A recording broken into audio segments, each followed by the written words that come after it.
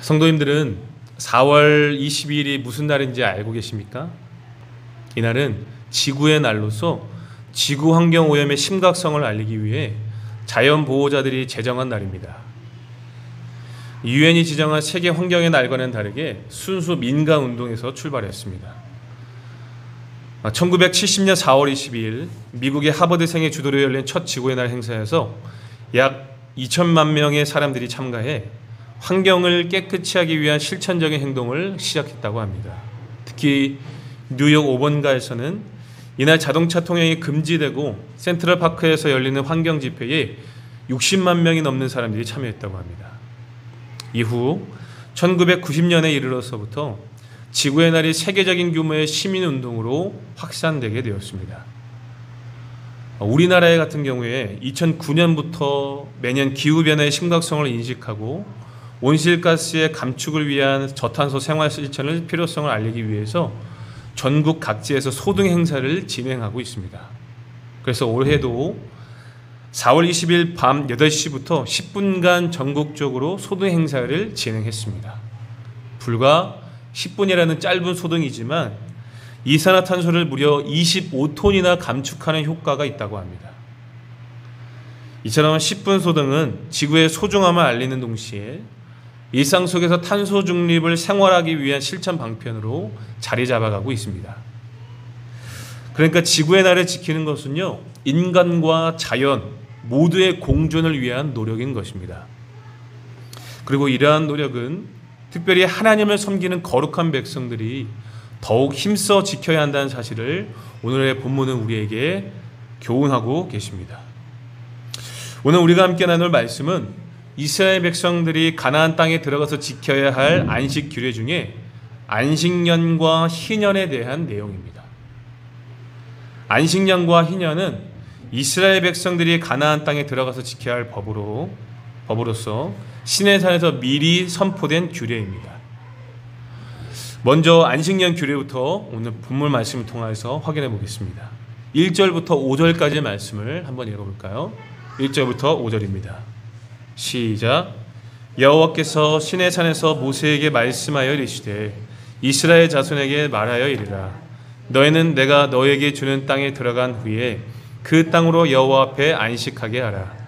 너는 6년 동안 그 밭에 파종하며 6년 동안 그 포도원을 가꾸어 그 소출을 거둘 것이나 7째 해에는 그 땅에 쉬어 안식하게 할지니 여호와께 대한 안식이라. 너는 그 밭에 파종하거나 포도원을 가꾸지 말며 내가 거둔 후에 자라난 것을 거두지 말고 가꾸지 아니한 포도나무가 맺은 열매를 거두지 말라. 이는 땅의 안식년임이니라. 아멘. 자, 안식년은 6년간 농사를 지은 밭과 포도원의 농사를 쉬는 해를 가리킵니다. 다시 말해 안식년의 가장 큰 목적은 땅의 휴식입니다. 사람이 7일마다 하루씩 안식을 누려야 하듯이 땅도 7년마다 한 해씩 안식을 얻어야 한다는 것입니다. 6년 동안 파종하고 농사를 지었다면 7년째 되는 해에는 파종하지 말아야 하며 과실수도 가꾸지 말아야 합니다. 그래서 안식년의 가장 기본이 되는 개념은 사람이 1년 쉬는 것이 아니라 땅이 1년 동안 안식하게 하는 데 있습니다. 엿새 동안 힘써 모든 일을 행하고 7일에는 쉬라고 하신 안식일의 규정과 동일하게 땅도 6년 동안 파종하고 7년째 되는 해에는 쉬게 하신 것입니다. 결과적으로 땅은 안식일로 지키는 인간의 안식과 동일한 만큼의 기간을 안식하게 되는 것입니다. 자, 그런데 땅을 쉬게 하는 것과 관련해서 본문 5절은 특별히 포도원을 가꾸는 데 것에 대해서 언급하고 있습니다. 여기 5절에서 가꾸지 아니한 포도나무는요, 가지를 치지 않은 포도나무를 의미합니다. 가지치기를 해주지 않은 채 그대로 두어야 한다는 것입니다. 자, 이렇게 하는 이유는 최소한의 과실수만 얻게 하는 것입니다. 포도나무에 가지치기를 하는 이유는요, 더 많은 과실을 얻게 하기 위함인데 그것을 하지 않고 그대로 내버려 두면 최소한의 과실수만 얻게 되어서 땅이 쉴 수 있게 된다는 것입니다. 다시 말해 땅은 최소한의 양분만을 사용함으로써 실질적으로 땅에 힘을 다시 얻고 안식하게 하려는 것입니다. 자, 그렇다면 하나님께서 이렇게 땅을 인격체처럼 다루시며 안식을 주시려는 이유는 무엇일까요? 그 이유는 땅도 언약의 파트너로서 하나님의 사랑과 보호의 대상이 되기 때문입니다. 다시 말씀드립니다. 하나님께서는 이렇게 땅을 인격체처럼 다루시며 안식을 주시는 이유는요, 땅도 언약의 파트너로서 하나님의 사랑과 보호의 대상이기 때문이에요. 만물이 창조될 당시 하나님은 무틀 땅이라 부르시고 보시기에 좋았다라고 말씀하셨습니다. 그러나 창세기 3장 17절을 보시면 인간의 조상 아담의 불순종으로 인해 땅이 저주를 받게 됩니다. 땅은 너로 말미암아 저주를 받고 너는 내 평생에 수고하여야 그 소산을 얻으리라 라고 하나님께서 아담에게 말씀하셨어요. 안타깝게도 땅은 인간이 불순종하는 바람에 경작되어지고 몸을 내어줘야 하는 저주를 받게 된 것이죠. 범죄하기 전에 인간은 에덴에서 땅을 경작하지 않고도 과실수를 먹을 수가 있었습니다.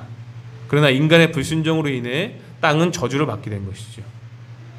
결국 인간은 이 땅을 살아가는 데 있어서 땅을 경작하고 수고하여야 살 수 있는, 즉 땅과는 뗄래야 뗄 수 없는 관계가 된 것입니다. 방금 전에 언급한 대로 언약의 파트너가 된 것이죠.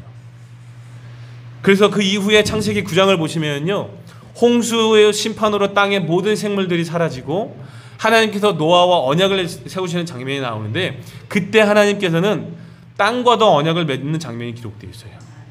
창세기 9장 9절부터 11절 말씀인데요, 우리 한번 찾아서 한번 읽어보도록 하겠습니다. 창세기 9장 9절부터 11절입니다. 창세기 9장 9절부터 11절.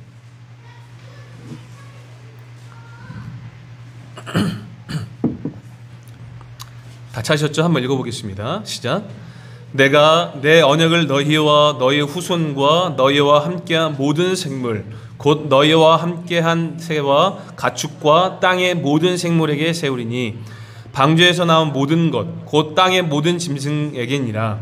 내가 너희와 언약을 세우리니 다시는 모든 생물을 홍수로 멸하지 아니할 것이라. 땅을 멸한 홍수가 다시 있지 아니하리라. 아멘. 자, 하나님께서 노아와 노아의 후손들만이 아니라 무엇과도 언약을 세웁니까? 땅의 모든 짐승과도 언약을 세우는데, 자, 언약의 대상이 살아있는 생명체만이 아니라 그는 땅도 포함하고 있다라고 생각해야 합니다. 왜냐하면 방금 전에 읽은 창세기 9장 11절을 잘 보시면 하나님께서 다시는 모든 생물을 홍수로 멸하지 아니할 것이라, 땅을 멸할 홍수가 다시 있지 아니하리라라고 말씀하시는데, 홍수로 멸하는 대상이 모든 생물과 땅을 가리키고 있습니다. 자, 그렇기 때문에 언약을 다시 세우는 대상도 땅을 포함한 이 땅의 모든 피조물들로 이해해도 무방할 것이라는 것이죠. 그렇죠? 이렇게 홍수 사건 이후로 하나님께서는 사람만이 아니라 땅을 포함한 모든 피조물과 언약을 세우신 이유는요, 제 개인적인 생각으로는 아마도 하나님께서 보시기에 좋았던 아름다운 피조 세계가 사람의 죄로 인해 계속해서 몸살을 앓기 때문으로 생각됩니다. 그렇죠? 사람의 죄로 인해 땅뿐만이 아니라 모든 이 땅에 살아가는 피조 세계가 몸살을 앓고 있다는 거예요. 그렇죠?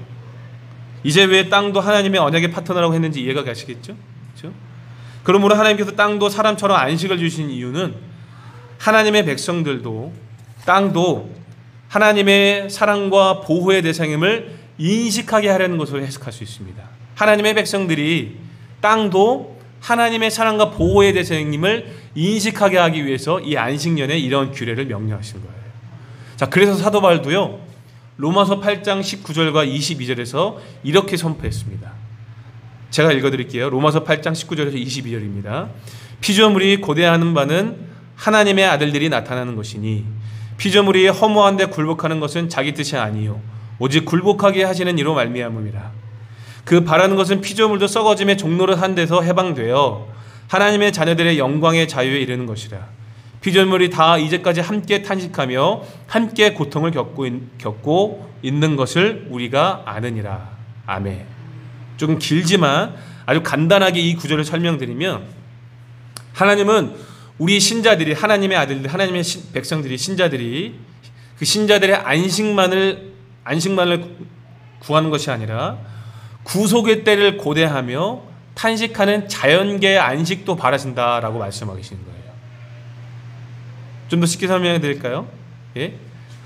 이 땅에 살고 있는 모든 피조세계도요, 구속의 때, 예수께서 재림하셔서 이 땅에 완전한 안식이 임하는 때를 바라신다라는 거예요, 하나님께서.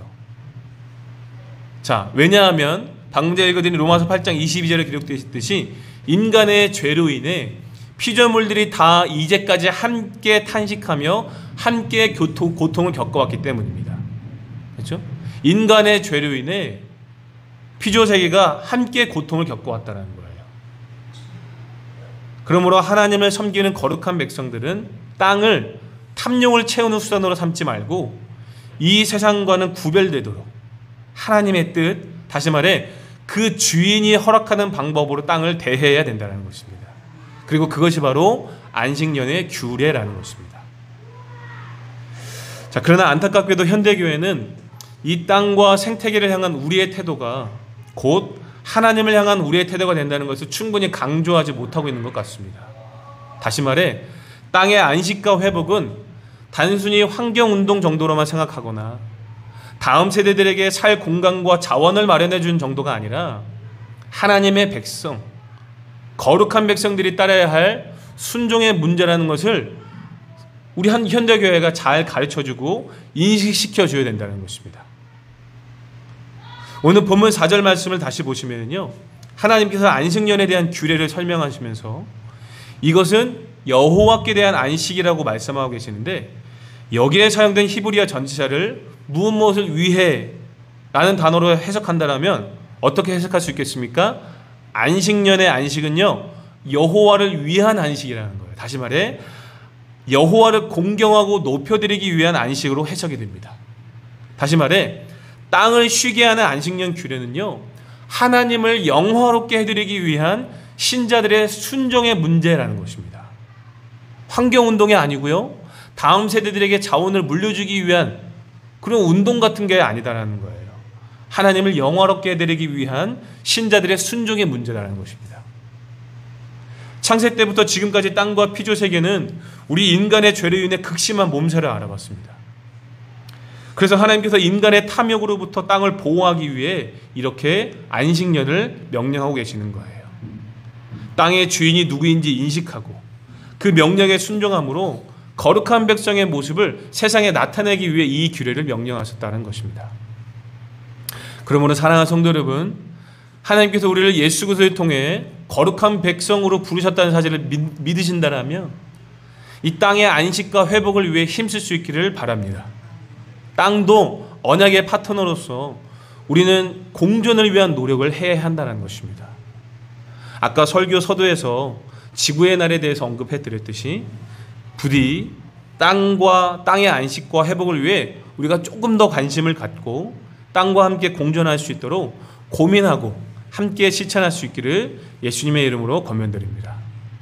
자, 이제 다시 본문으로 돌아와서, 자, 그렇다면 안식년에는 이렇게 땅을 쉬게 하기 위해 가지치기를 하지 않고 이렇게 최소한의 양분만으로 소출이 나게 하게 될 것인데, 그렇다면 이렇게 자연적으로 얻은 과실을 어떻게 처리할 것인가 우리가 한번 생각해 보아야 됩니다.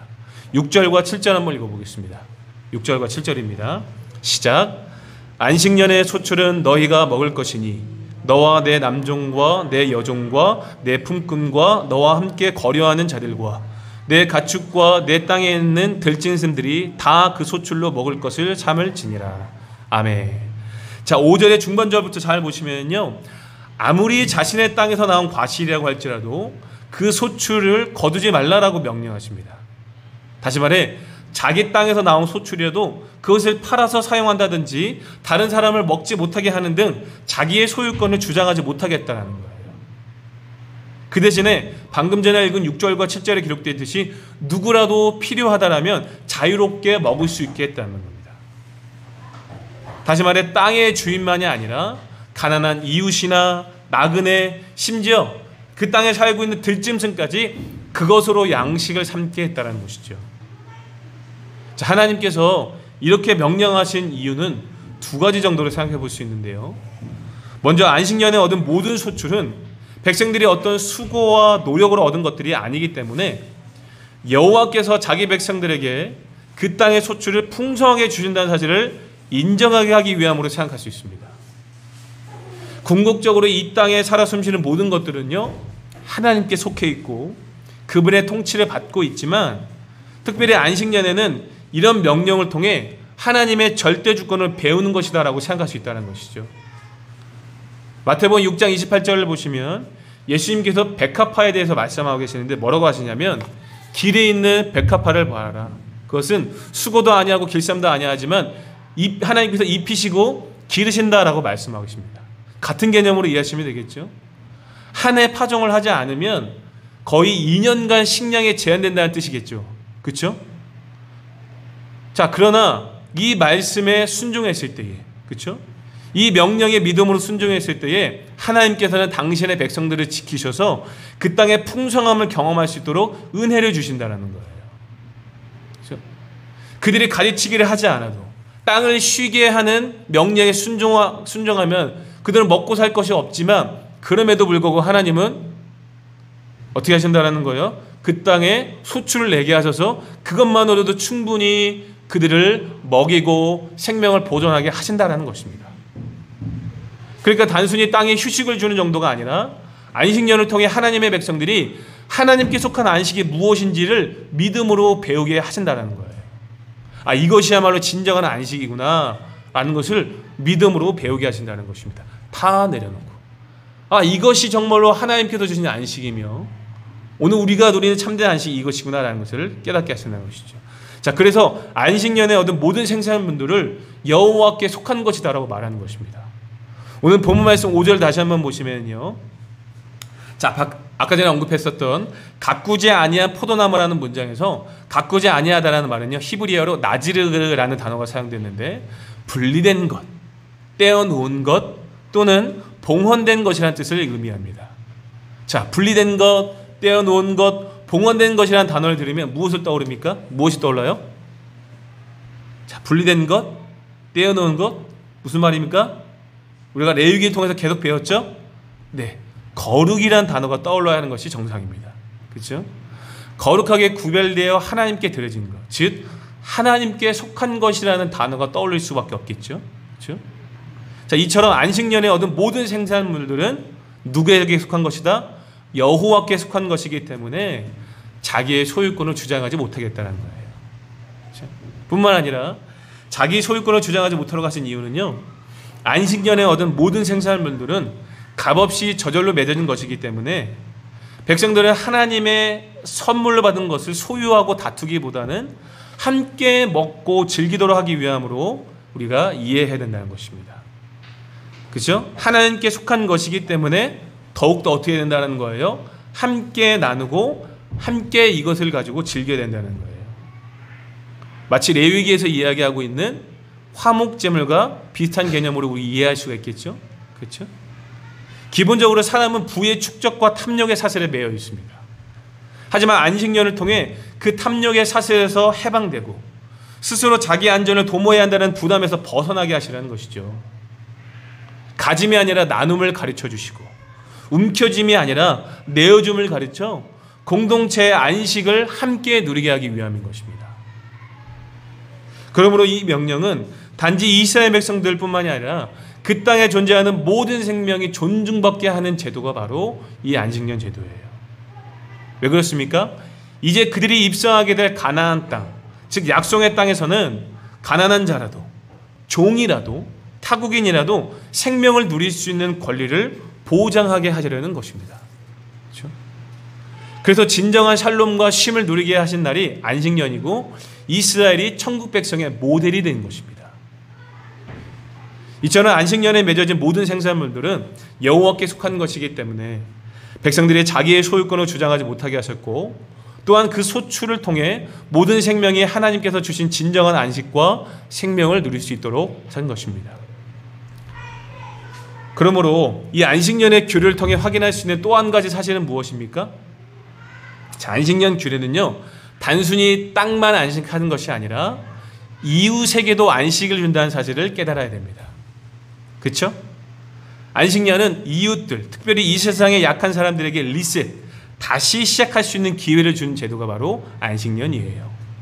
생산을 멈추고 저절로 맺힌 곡식과 과실을 일꾼이나 종이나 나그네와 심지어 가축과 들짐승까지 함께 먹게 하셨기 때문이겠죠. 값없이 하나님께 받은 것이기 때문에 소유하려고 다투는 것이 아니라 함께 먹고 즐기는 참된 안식이 되게 하신 것입니다. 강자만이 아니라 약자도 안식을 누리고 가진 자만이 아니라 못 가진 자도 안식을 누리게 하신 것이죠.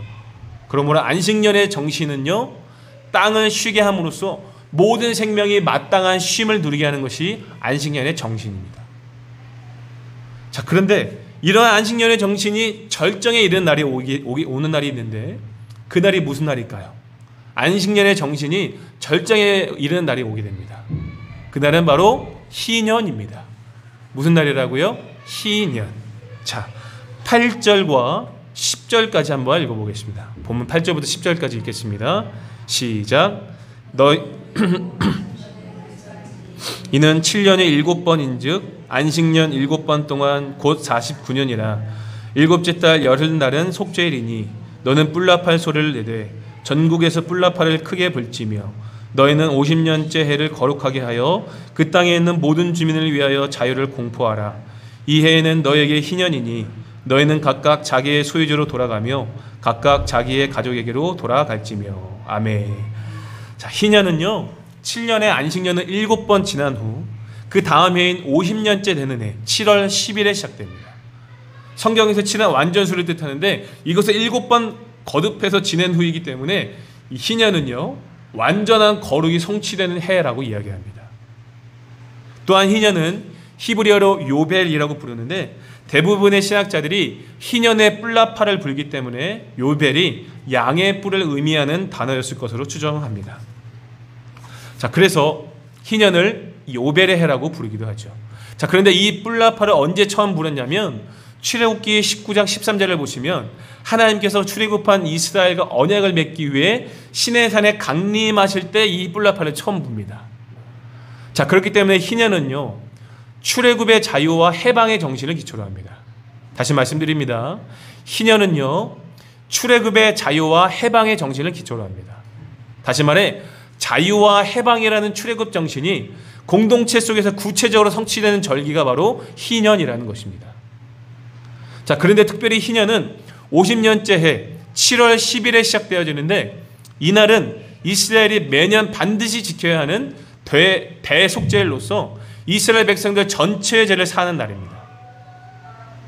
백성들이 1년에 한 번 반드시 대속죄를 지켜 백성들 전체의 죄, 즉 공동체의 죄를 사하는 날을 지켜야 했는데 이 희년이 바로 대속죄일에 시작된다는 거예요. 50년째 이 대속죄일이. 자, 그 이유는 무엇일까요? 자, 방금 전에 설명드렸듯이 희년의 정신이 뭐라고요? 자유와 해방에 있기 때문이에요. 대속죄일이 무슨 날이라고 했죠? 이스라엘 백성들 전체의 죄를 사하는 날입니다. 그러니까 죄로부터 자유와 해방을 선포하는 날이기 때문에 희년이 대속죄일인 7월 10일에 시작된다는 것입니다. 이해가 되시면 아멘 하시기 바랍니다. 이해가 되시죠? 자, 이처럼 희년의 정신은 자유와 해방에 있기 때문에 하나님의 백성들이 희년에 해야 할 일은 무엇일까요? 그렇죠? 모든 땅을 원주인들에게 돌려주고 노예들도 종들도 해방시켜 주어야 했습니다. 10절 다시 한번 읽어볼까요? 10절입니다. 시작. 너희는 50년째 해를 거룩하게 하여 그 땅에 있는 모든 주민을 위하여 자유를 공포하라. 이 해는 너희에게 희년이니 너희는 각각 자기의 소유지로 돌아가며 각각 자기의 가족에게로 돌아갈지며. 아멘. 자, 희년의 이스라엘 백성은 땅과 함께 자기의 소유지 곧 자기의 조상에게 분배된 땅으로 돌아가게 하셨습니다. 종에게는 신분의 자유가 주어지고 땅을 잃은 사람에게는 땅의 회복을 의미합니다. 고용계획을 통해 다른 사람에게 매여있던 사람도 이 날에는 그 계약에서 해방되어 자기 집으로 돌아가게 하셨습니다. 그러니까 땅과 노예의 안식이 모두 이루어지는 해, 그야말로 안식년의 절정인 것이죠. 자, 그런데 땅을 많이 소유한 사람들 입장에서는 이 희년 규례가 어떻게 생각되어지겠습니까? 억울하게 느껴질 수도 있겠죠. 그렇죠? 땅도 돌려주고, 그죠? 종들도 돌려줘야 되기 때문에. 많이 가진 사람들 입장에서는요, 억울하게 느껴질 수가 있을 것 같아요. 하지만 원래 땅 주인은 사람이 아니라 누구에게 속한 것입니까? 여호와께 속한 것임을 깨달아야 됩니다. 레위기 25장 23절 말씀 보시면요, 오늘 본문 23절 말씀을 보시면요, 하나님이 희년규례를 구체적으로 말씀하시는 중에 토지 매매를 금지하는 명령을 하시는데, 그 이유가 토지는 다 내 것이다라고 말씀하고 계세요. 이 토지는 다 내 것이기 때문에 너희들이 영원토록 토지는 매매하면 안 되라고 말씀하세요. 실제로 이스라엘이 가나안 땅에 들어가서 살게 될 때에 하나님께서 그들에게 그 땅을 어떻게 주십니까?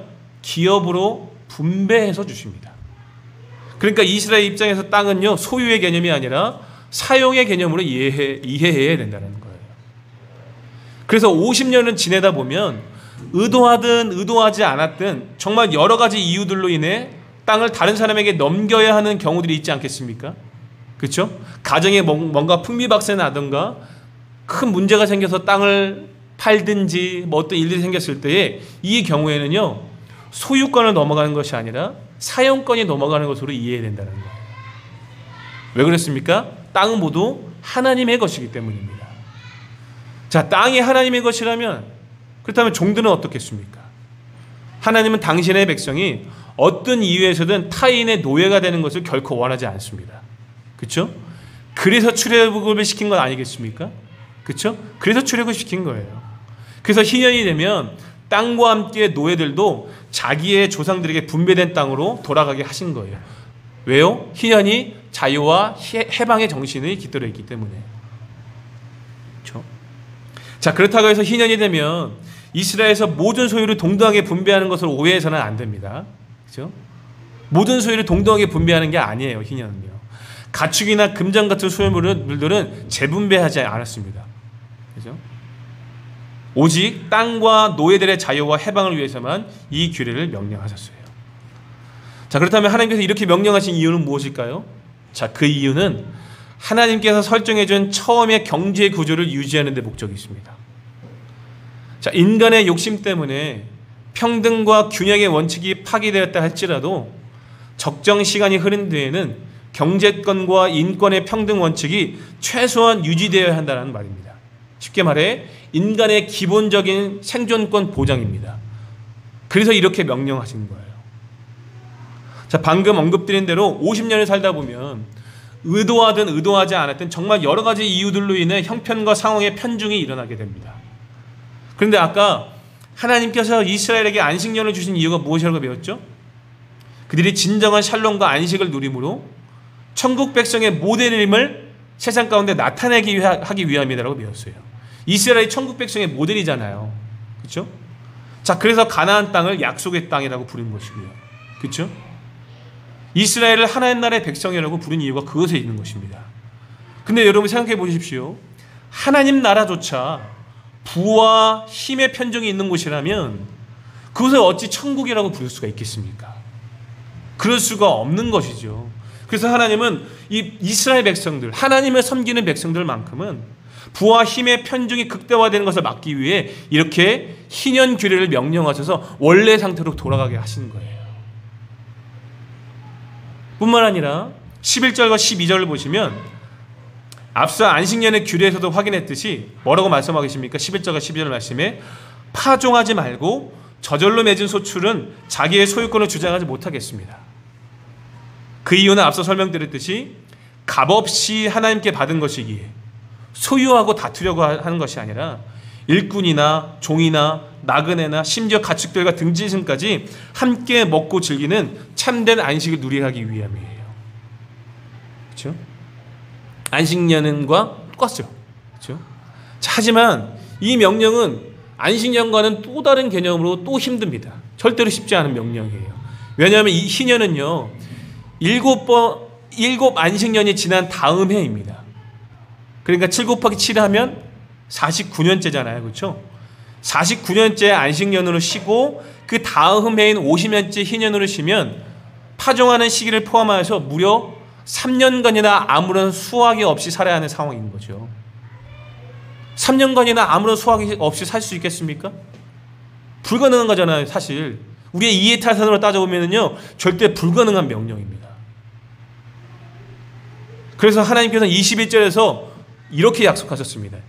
21절 보시면 내가 명령하여 6째 해에 내 복을 너희에게 주어 그 소출이 3년 동안 쓰게 하리라 라고 말씀하고 계세요. 지금 보고 계십니까? 21절에? 그죠? 20절에서는 뭐라고 얘기하냐면 만약 우리가 먹을 것이 없어서 소출이 없어서 먹을 것이 없는데 어떻게 합니까? 라고 물으면 이렇게 네가 얘기하면 돼 라고 하신 것이 21절 말씀이에요. 내가 명령하여 6째 해 내 복을 너에게 주어 그 소출이 3년 동안 쓰게 하리라. 아멘. 파종하지 않더라도 하나님을 신뢰함으로 용감하게 이 규례에 순종하면 하나님께서 오히려 더 안전하게 하시고 더 많은 열매를 얻게 하실 것이다 라고 약속하고 계시는 거예요. 그죠? 농사를 잘 지어서 먹고 사는 것이 아니라 하나님의 복을 경험하게 하신다는 거예요. 21절 다시 보십시오. 뭐라고 말씀하십니까? 내 복을 너에게 주어서 그 소출이 3년 동안 쓰게 하리라. 그죠? 농사를 지어서 잘 먹고 잘 사는 것이 아니라 하나님의 복을 누리게 하신다는 거예요. 그렇죠? 마치 광야에서 만나를 통해 하나님의 보호와 먹이심을 경험하는 것과 같은 이치입니다. 그렇죠? 이처럼 희년은요, 안식년의 절정으로서 땅과 이웃이 함께 안식하며 공존할 수 있는 제도입니다. 만약 희년이 제대로 실행되었다면 이스라엘에는 사회 정의가 온전하게 실현되어지고 너무 가난한 자도 너무 부한 자도 없이 모두가 함께 살아가는, 그렇죠? 공존의 가치를 가진 채 그런 공동체를 이루어 갔을 거예요. 하지만 안타깝게도 이스라엘은 안식년을 제대로 지키지 못했습니다. 그렇죠? 그로 인해 70년의 포로 기간을 통해서 그 땅에 비로소 안식하게 되죠. 역대하 36장 21절 말씀을 우리 손가락 오늘 본만 잠깐 껴놓고 한번 찾아서 눈으로 한번 확인해 보도록 하겠습니다. 아주 놀라운 말씀이에요. 역대하 36장 21절. 역대하 36장 21절. 찾으셨나요? 역대하 36장 21절.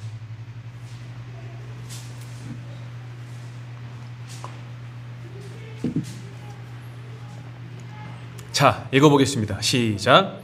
이에 토지가, 아직 못 찾으셨나요? 역대하 36장 21절. 시작. 이에 토지가 황폐하여 땅의 안식년을 누림같이 안식하여 70년을 지냈으니 여호와께서 예레미야의 입으로 하신 말씀이 이루어졌느니라. 아멘. 무슨 말씀입니까? 예루살렘의 멸망을 이야기하고 있는 것이죠. 그렇죠? 이스라엘 백성들이 예루살렘의 멸망을 통하여서 몇 년간 포로 기간을 갔습니까? 70년의 포로 기간을 갔잖아요. 그렇죠? 많은 신학자들이 왜 70년인가, 왜 70년의 포로 기간인가를 연구했을 때에 방금 읽은 구절로 설명합니다. 이스라엘의 70년의 포로 기간 동안 땅에 안식했다는 것은요, 왕정 시대를 대략적으로 500여 년 정도로 계산을 했을 때에 안식년이 총 70년이 지난 것을 확인이 됩니다. 그렇죠? 맞나요? 그렇죠? 이스라엘이 온전한 안식년을 지키지 않았기 때문에 하나님께서 그들을 바벨론의 포로로 삼게 하셨고 그들이 지키지 않았던 70년의 안식년을 포로 기간으로 산정하신 거예요. 그렇죠? 결론적으로 이스라엘은 하나님의 법, 즉 공동체와 함께 살아가는 법을 버리고 탐욕의 눈이 멀어 풍요의 신들을 섬겼기 때문에 멸망하게 된 것입니다. 그렇죠? 그러나 이사야 61장 1절과 3절 말씀에 기록되어지기를 메시아가 오셔서 통치하는 종말의 때가 되면은요, 은혜의 해, 곧 희년을 선포하고 모든 이에게 자유를 선포하게 된다라고 약속해 주셨습니다. 그렇죠? 그리고 그 약속은 누구를 통하여서 성취가 됩니까? 바로 우리 주 예수 그리스도를 통하여서 온전하게 성취가 됩니다. 그래서 누가복음 4장 18절과 21절 말씀에 보시면요, 예수님께서 공생애를 시작하실 때에 나사렛 회당에 찾아가 이사야 61장 1절과 2절 말씀을 읽으시고 뭐라고 말씀하시냐면 예수님 당신을 통해 하나님의 말씀이 성취되었음을 선언하는 장면이 기록되어 있습니다. 제가 읽어드릴게요. 누가복음 4장 18절과 21절입니다. 주의 성령이 내게 임하셨으니 이는 가난한 자에게 복음을 전하게 하시려고 내게 기름을 부으시고 나를 보내사 포로된 자에게 자유를, 눈먼 자에게 다시 보게 함을 전파하며 눌린 자를 자유롭게 하고 주의 은혜를 전파하게 하려 하심이라 하였더라. 아멘. 예수께서 이 땅에 오심으로 말미암아 영적 희년, 천국이 임했고 그 천국 복음을 받아들인 자들에게 하나님의 은혜의 해가 시작되었으며 죄와 사망의 권세에 갇혀 있었던 자들이 이김을 경험하는 하나님의 보복의 날이 되었습니다. 예수 그리스도를 통해 새 언약 백성이 되어 해방과 자유로 인해 기쁨의 함성을 지르게 될 것이다라는 거예요. 그렇죠? 그리고 놀랍게도 이 약속은 시대를 초월하여 지금도 유효하다는 사실을 믿으시기 바랍니다. 아무도 아멘 안 하시대요. 놀랍게도 이 약속은 시대를 초월하여 지금도 유효하다는 사실을 믿으시기 바랍니다. 아멘. 지금도 예수님을 영접하는 자들에게 하나님의 은혜의 해가 즉각적으로 선포되고 있다는 거예요. 죄에서 눌려있고 죄의 종로를 타던 우리가 예수 그리스도로 말미암아 자유와 해방으로 말미암아 자유와 해방을 선포하며 살아갈 수 있는 그 은혜, 희년의 삶을 살아가고 있다는 거예요. 그리고 그 복음의 수혜자들이 바로 저와 여러분들입니다. 우리는 분명 예수 그리스도를 영접하고 이 하나님의 은혜의 이 희년을 누리고 있습니다.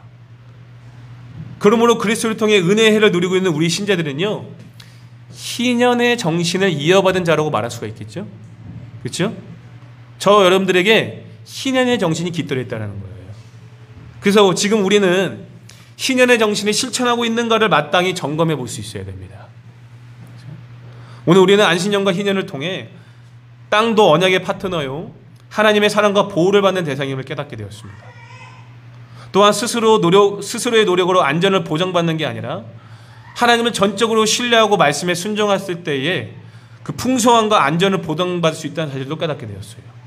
다시 말해 더 많은 것을 움켜쥐려는 탐욕을 버리고 땅과 그리고 이웃과 함께 하나님의 안식을 선택하며 살아야 된다는 것을 배웠다라는 거예요. 오늘 본문의 제목처럼 공존의 가치를 회복하며 살아야 된다는 것을 배웠다는 것입니다. 사랑하는 성도 여러분, 그렇다면 오늘 우리가 이 희년의 정신을 깨닫게 되었는데 어떻게 살아가시겠습니까? 본문을 통해 확인했듯이 안식년과 희년 제도는요, 재산의 재분배가 아닙니다. 다시 말씀드립니다. 안식년과 희년 제도는요, 재산의 재분배가 아니에요. 땅의 안식이 목적입니다. 왜냐하면 땅의 주인은 하나님이시며 땅도 하나님의 사랑과 보호가 필요한 대상이기 때문이에요. 땅이 휴식하고 회복하게 하는 것을 통해 우리 신자들이 하나님을 신뢰하는 법과 함께 살아가는 법을 배우는 것입니다. 그렇죠? 그런데 많은 기독교인들이 땅의 안식을 단순히 환경운동 정도로 오해하거나 재산의 재분배를 오해하는 경우가 무엇입니까? 그 이유가 뭘까요? 땅을 거주의 목적이 아니라 소유의 목적으로 생각하기 때문이에요. 다시 말씀드리지만 땅의 주인은 하나님이시기 때문에 인간은 땅을 점유하고 차용할 뿐이지 우리가 땅을 영원히 소유하거나 재산 증식에 위한 투기 대상으로 사용할 수는 없어요. 재산의 증식도 한계 내에서 할 뿐이지 일정 기간이 지나면 공동체가 함께 사는 일에 도움을 줄 수 있도록 분배할 수 있어야 된다는 것이죠. 못 가진 자도 좌절하지 않는 사회가 되고 가진 자도 불안하지 않는 사회를 형성하는 것이 희년법의 목적입니다. 그러므로 사랑하는 성도 여러분, 신자인 우리는 예수 그리스도를 통해 희년의 정신을 이어받는 것을 깨달으셔서 땅과 그리고 이웃과 함께 안식을 누릴 수 있도록 삶으로 희년을 선포하며 살아갈 수 있기를 예수님의 이름으로 권면드립니다. 이제 말씀을 마치겠습니다. 사랑하는 성도 여러분, 우리는 예수께서 부자 청년에게 한 가지 부족한 것이 있으니 네 가진 것을 다 팔아 가난한 자에게 나누어 주라라는 명령을 다시 한번 상기해 볼 수 있어야 합니다. 물론 우리 공동체는 특별히 잘 살거나 부한 자가 없어서 어떻게 적용해야 할지 고민이 될 수도 있겠죠.